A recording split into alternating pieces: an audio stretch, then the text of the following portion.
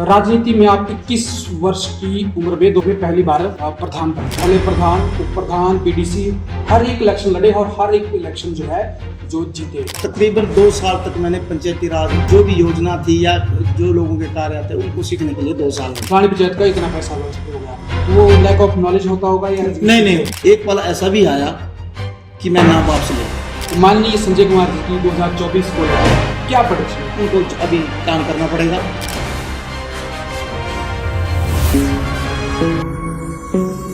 जब एक 21 साल का युवा अपनी शिक्षा पूर्ण करके घर की जिम्मेदारियों की तरफ ध्यान देना शुरू करता है या समाज का वो दबाव उसके ऊपर होता है कि वो एक अच्छी सी नौकरी करे या अच्छा सा बिजनेस करे, तब जाके एक ऐसा निर्णय लेना जो निर्णय उसकी पूरी जिंदगी को प्रभावित करेगा, एक ऐसा निर्णय जो उसकी दशा बदल देगा।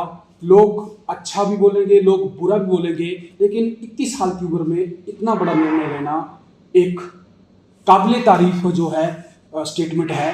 और वह उस निर्णय तक पहुंचने के लिए क्या उस व्यक्ति की मनोदशा रही होगी, क्या उस व्यक्ति के हौसले रहे होंगे, क्या उस व्यक्ति का जज्बात रहे होंगे, ऐसे ही कुछ गुण आज के हमारे मेहमान में हैं। नमस्ते, आरजे रजनीश टॉक शो के इस नए अंक में आपका स्वागत है। आज के हमारे मेहमान हैं श्रीमान संजय कुमार जी। संजय कुमार जी अभी बकरोवा पंचायत में उप प्रधान का दायित्व संभाल रहे हैं। अगर इनके इतिहास की बात की जाए तो कुछ शायरी से मैं शुरू करना चाहूँगा कि संजय जी, आपने भी सुना होगा कि एक डायलॉग है फिल्म का जी। कि जो हारी बाजी जीत जाए उसे बाजीगर कहते हैं, जो हारी बाजी जीत जाए उसे बाजीगर कहते हैं, और जो कभी ना हारे उसे संजय कुमार कहते हैं। तो शुरुआत करते हैं जी। सबसे पहले आपका स्वागत है। नमस्कार। आप पॉडकास्ट में आए।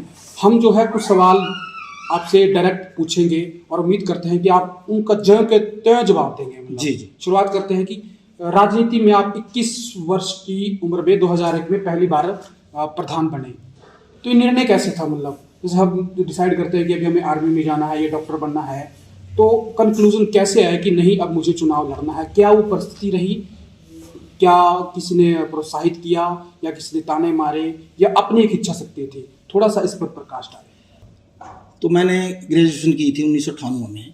जी। उसके बाद मैंने एक ट्यूशन का क्लास शुरू की थी और लोग जुड़ते गए, और लोग जब प्रधान का इलेक्शन आया तो लोगों ने कहा कि आपने इलेक्शन के लिए खड़े होना है और आपने हम आपको चुनाव जिताएंगे।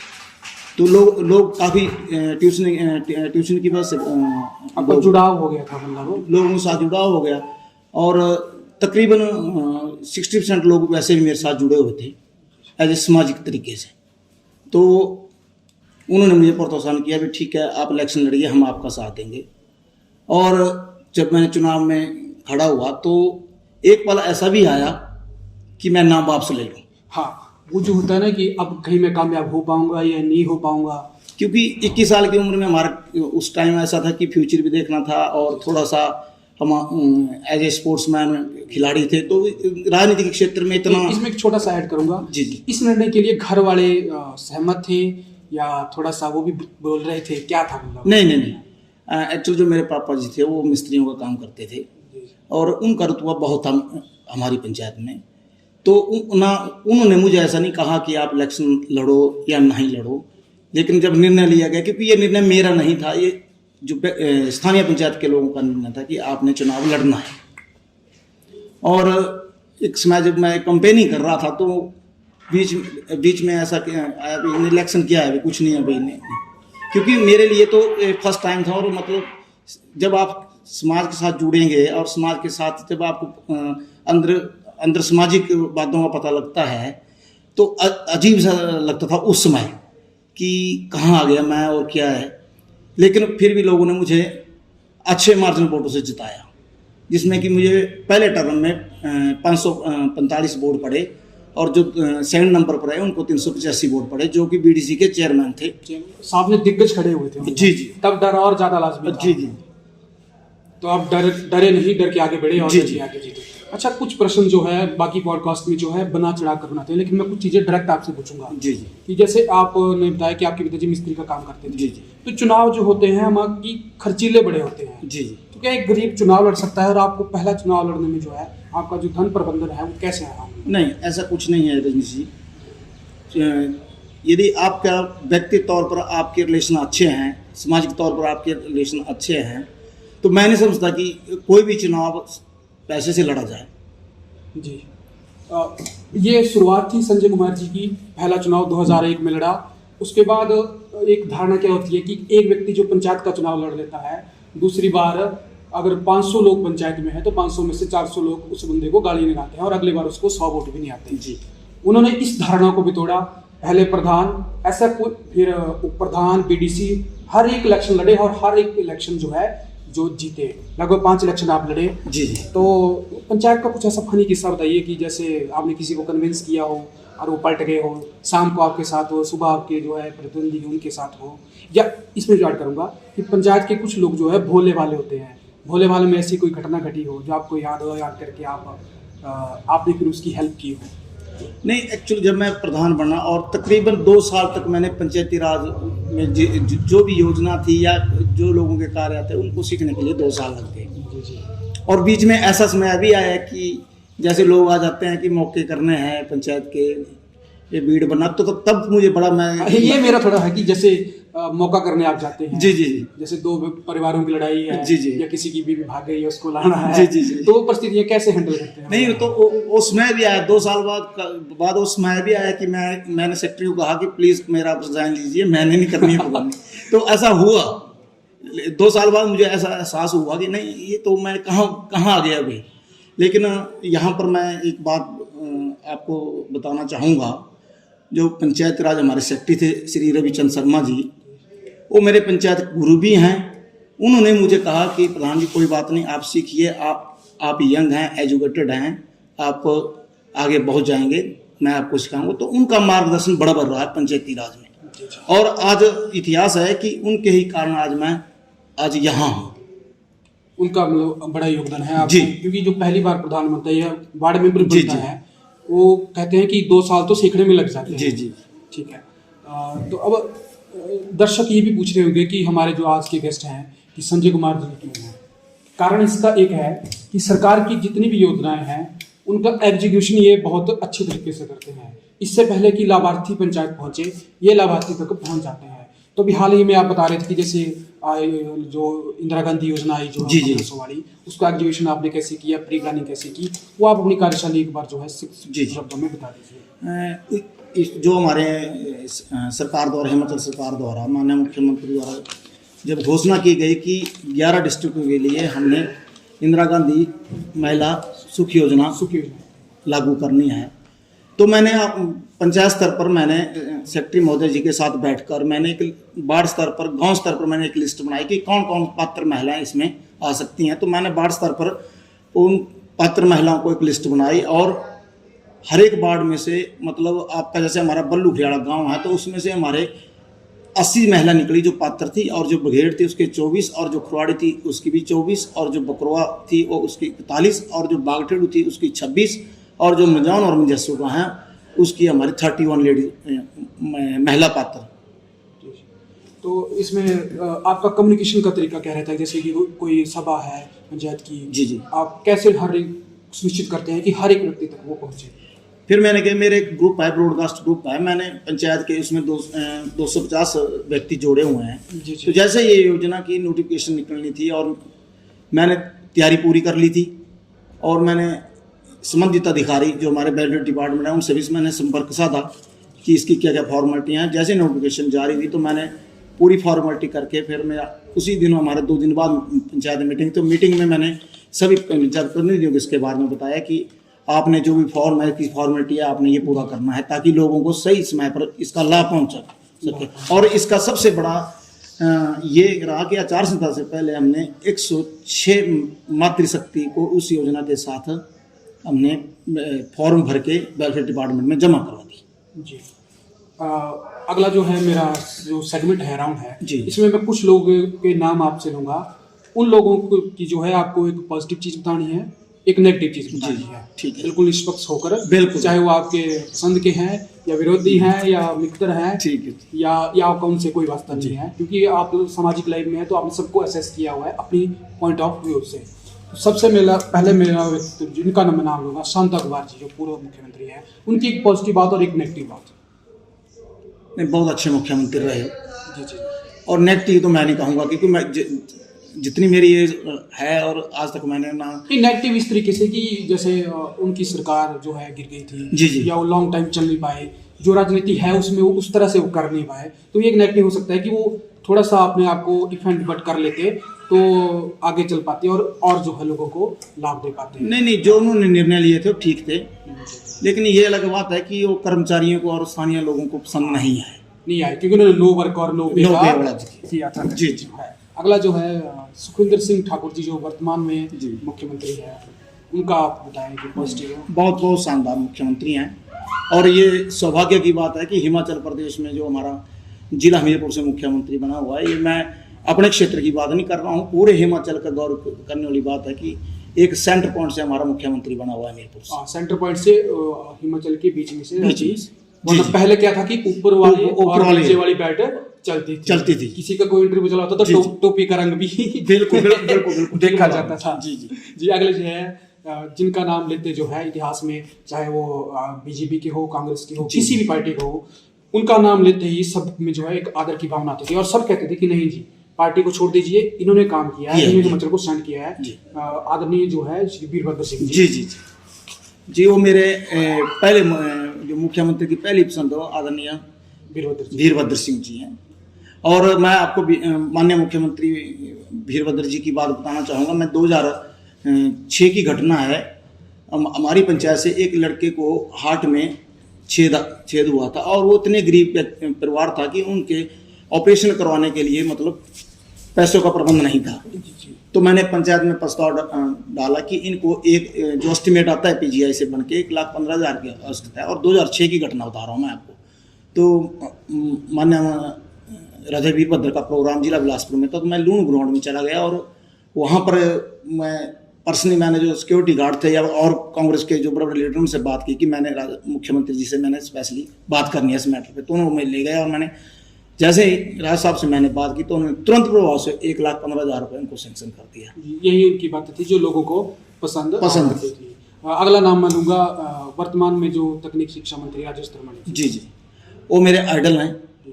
ठीक है जी, वो मेरे इस पूरे हिमाचल प्रदेश में मेरे एक राजनीतिक आइडल भी हैं और एक सामाजिक आइडल भी हैं। जी, मतलब पॉजिटिव और नेगेटिव बताने हैं आपने, मतलब न्यूट्रलाइज नहीं करना है कि नहीं पॉजिटिव नेगेटिव नहीं, सॉरी, कि ये बेटर कर सकते थे या ये इन्होंने बहुत अच्छा किया है, मतलब नहीं, इसमें यदि आप, मैं अपने विधानसभा क्षेत्र की बात करूं, माननीय जी गर्ग जी रहे मंत्री जी, और प्रेजेंट में अगला नाम मेरा उनका ही है, राजेंद्र गर्ग जी।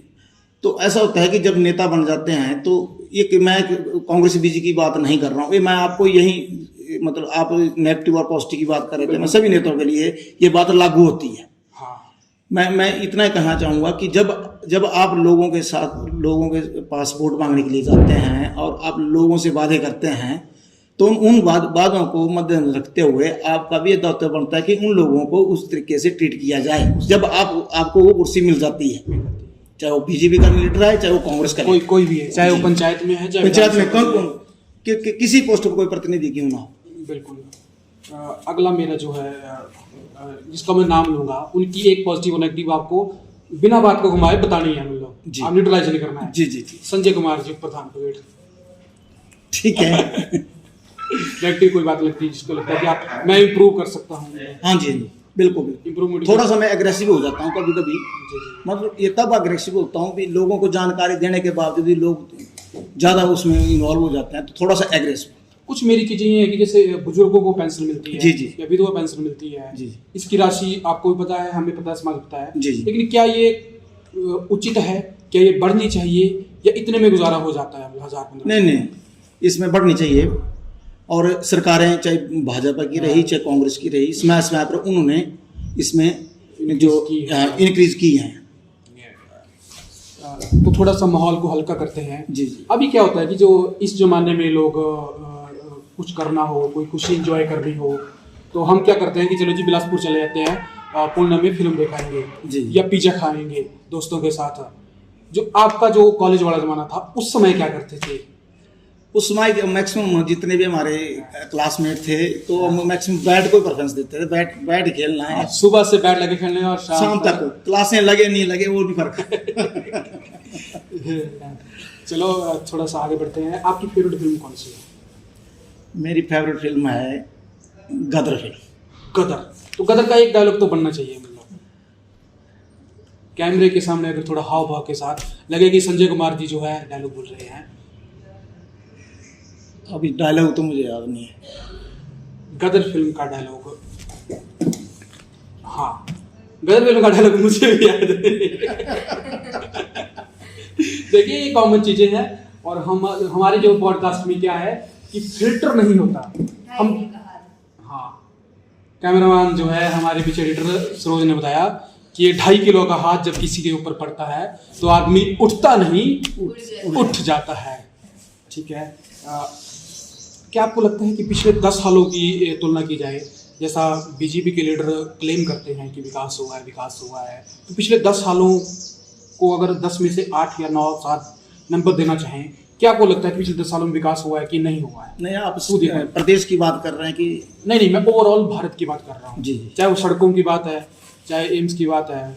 जहाँ तक आपने बड़ी अच्छी बात प्रश्न पूछा है, और ये मैं जो मेरे बीजेपी का जो मेरा सबसे पसंदीदा लीडर है और मंत्री है वो माननीय गडकरी जी।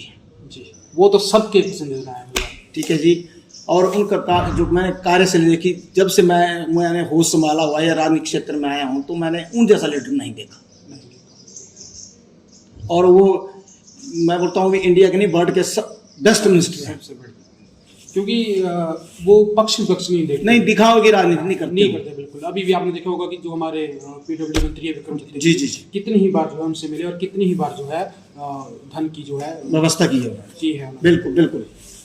कुछ तीखे सवाल भी हैं, तीखे तो नहीं कहूँगा, एक चिंतन वाले सवाल है कि आज समाज में एक वर्ग जो है, एक वर्ग क्या, एक परसेप्शन उड़ा है कि आरक्षण, ठीक है जी, आरक्षण हमारा 1949 से चला था। जी। वो कंटिन्यू चलता गया, लेकिन आज एक थॉट प्रोसेस ये उड़ी है कि आरक्षण जो है अब ये कर देना चाहिए कि मेरा पॉइंट ऑफ व्यू नहीं है, जो सोशल मीडिया पे एक वर्ग जो इकट्ठा हुआ है, आरक्षण वो कर देना चाहिए जिसको जरूरत है, चाहे वो जनरल का हो, चाहे वो एससी का हो, एसटी का हो, क्योंकि इनमें भी ये देखा गया है कि कुछ लोग बहुत ज़्यादा अमीर हो गए हैं और एक्चुअल में जो है व्यक्ति उसको फायदा नहीं मिल पा रहा, तो जो है आर्थिक आधार पर आरक्षण होने की मांग उठती जा रही है। नहीं, इस पे आपका टेक क्या है? मतलब आप खुल के बोल सकते हैं कि बिल्कुल ठीक बोला आपने। ये मैं इस पे मतलब आरक्षण की बात पर आ जाए तो मैंने जहाँ तक मैंने पंचायती राज में सीखा है, तो मैं अपनी पंचायत की बात करूँगा। हमारी पंचायत में 170 परिवार बीपीएल कैटेगरी के हैं, और विशेषकर सरकार से भी अनुरोध रहेगा, 170 परिवार बीपीएल कैटेगरी में हैं, और जो 170 परिवार में से आज आपके जो 120 परिवार हैं वो 35 वर्षों से उसी कैटेगरी में हैं। तो सरकार को पहले बीपीएल कैटेगरी में जो उसके फंडामेंटल राइट्स हैं, परिवार को योजना देनी है, आज तक सरकार उनको पूरा नहीं कर पाई, और लोगों ने उसको अपना जागीर बना लिया कि मैं आरडीपी में हूँ। तो आप ही बताइए कि वो लोग कैसे ऊपर उठ पाएंगे? या फिर आपने कोई योजना बनाई इलेक्शन 5 साल के लिए, कोई योजना बनती है, 5 वर्षीय योजना बनती है, लेकिन जो बीपीएल फैमिली है, जो इंटीग्रेटेड रूरल डेवलपमेंट प्रोग्राम है, उसकी आपने व्यवस्था स्थायी रूप से नहीं की कि ये व्यक्ति को हमने इतने साल में बीपीएल कैटेगरी से ऊपर ले जाना है और उस लिस्ट से बाहर निकालना है। ये संविधान में कुछ इसकी व्यवस्था होनी चाहिए। और सरकार को यदि उस कैटेगरी में बीपीएल कैटेगरी में लिया है, तो क्या उस परिवार को क्या योजना से लाभान्वित करना, ताकि उसकी जो गरीबी का स्तर है वो अपर हो जाए और ऑटोमेटिकली बीपीएल कैटेगरी से बाहर हो जाए। नंबर 1 वही आरक्षण की बात आ गई, आपने बड़ा सा आरक्षण की बात। अब मेरी पंचायत में यहाँ पर 31% हैं जो अनुसूचित जाति से बिलोंग करते हैं। तो मैंने 24 वर्षों के जो 24 वर्षों के मतलब 24 वर्षों के में मैंने ये चीज कार्यकाल में मैंने ये चीज देखी कि यहाँ से रिजर्व कैटेगरी से ऐसा कोई नहीं लगा जो नौकरी उसको मिली हुई। ये फैक्ट बता रहा हूं मैं, फैक्ट है। कहीं 0.1% और लग गया, लेकिन जो मेरी जानकारी है उसमें से रिजर्वेशन से आज तक इसको नौकरी नहीं मिली हुई है। तो रिजर्वेशन कहाँ लागू हो रही है, ये प्रश्न है। हाँ, यही तो प्रश्न है। ये प्रश्न है कि यदि रिजर्वेशन से कौन आदमी व्यक्ति लाभ ले रहे हैं। बिल्कुल। तो मैं ज्यादा इस पे नहीं बोलूंगा, यदि बोलूंगा इसका पहले से ही कुआं भरा हुआ है, बिल्कुल उसी को दे रहे हैं, बस वही जा रहा है। 3 मंजिला जो है बिल्डिंग बड़ी हुई बस है, बस बस वो भी IRDP में है। ये सबसे बड़ा कारण है कि रिजर्वेशन। अब रिजर्वेशन तो आपने दे दी, जी जी, उसमें कई जातियां आ गई जिनको आपने रिजर्वेशन दे दी, लेकिन वो कहां तक, क्या वो गरीबी स्तर पर ग्रास रूट पर उन लोगों तक पहुंची कि नहीं पहुंची, ये देखने की बात। इवैल्यूएशन नहीं हुई मतलब। जी जी, क्योंकि जिस वक्त ये सिस्टम बनाया था रिजर्वेशन का, उस टाइम स्थिति थी ऐसी कि मतलब लोगों को जो है अपलिफ्ट करना था, लोगों को विशेष सुविधाएं देनी थी। लेकिन बाद में जो है वोट बैंक का पॉलिटिक्स बनता गया, चाहे ए पार्टी हो, चाहे बी पार्टी हो, सी पार्टी हो, और जो एक्चुअल में गरीब है, जो एक्चुअल में वंचित है, उसको जो है सिर्फ वहीं तक सीमित रखा। बिल्कुल। ये घटना मैं बता रहा हूँ आपको, जब माननीय मुख्यमंत्री प्रेम कुमार धूमर जी थे तो बीपीएल, पूरे हिमाचल प्रदेश में बीपीएल का सर्वे हुआ, और जब सर्वे हुआ तो मेरी पंचायत में जैसे 170 परिवार थे, तो उसमें सिर्फ 28 परिवार रहे। अब आपने बोला ना भाई राजनीति, अब जहां राजनीति आएगी तो ऑटोमेटिकली है वो लोग नहीं ऊपर उठ पाएंगे। जब 28 व्यक्ति वो उस पैरामीटर में आए, क्योंकि वो पूरे ऑल इंडिया का सर्वे था, उसमें ऐसा था कि व्यक्ति दिन में कितने कपड़े पहनता है, व्यक्ति दिन में खाना कितनी बार खाता है, उसका जो मकान है वो कच्चा है, कखौड़ा या दूसरा है। तो ये सारे पैरामीटर बनाए थे उन्होंने। तो उस कैटेगरी के हिसाब से हमारे पास 170 में से सिर्फ 18 परिवार। तो लोगों ने उसका बराबर विरोध किया, इतना विरोध हो गया कि लास्ट में सरकार ने बोला जी ग्राम सभा करो। तो ग्राम सभा में आपको पता है क्या होगा, उसमें चाहे प्रधान है, चाहे प्रतिनिधि हैं, चाहे लोग हैं, वो तो अपने फिर आदमी को इस हिसाब से कर लेंगे। तो उस मतलब इसमें देखो, मैं लोगों को नहीं बोलता हूं, लेकिन 70% सरकारों की इसमें गलती रही जी। अभी चुनावों का वक्त है, 1 या 2 महीने बाद चुनाव होना है, तो मैं देखता हूं कि आप फेसबुक पे प्रेडिक्शन करते रहते हैं कि ये होगा ये होगा। तो मान लीजिए संजय कुमार जी की 2024 को लेकर क्या प्रेडिक्शन है? क्या केजरीवाल जी आगे बढ़ेंगे? नंबर 1, क्योंकि 4-5 स्टेटों में वो उनकी उपस्थिति दर्ज करा चुके हैं। जी जी। क्या कुछ ऐसा होता है कि हंग असेंबली बनेगी और केजरीवाल जी को जो है प्रोजेक्ट करेंगे, या राहुल गांधी जी बनेंगे, या नरेंद्र मोदी ही जो है स्थापित रहेंगे? क्या आपको लगता है, मतलब कि क्या होगा आपके पॉइंट ऑफ व्यू से?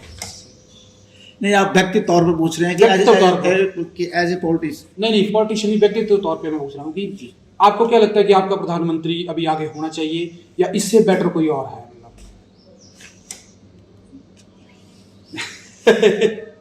ठीक है, सवाल आपको जवाब देना पड़ेगा, या आप ये कह सकते हैं कि अभी जो है बहुत ज्यादा काम करने की जरूरत है?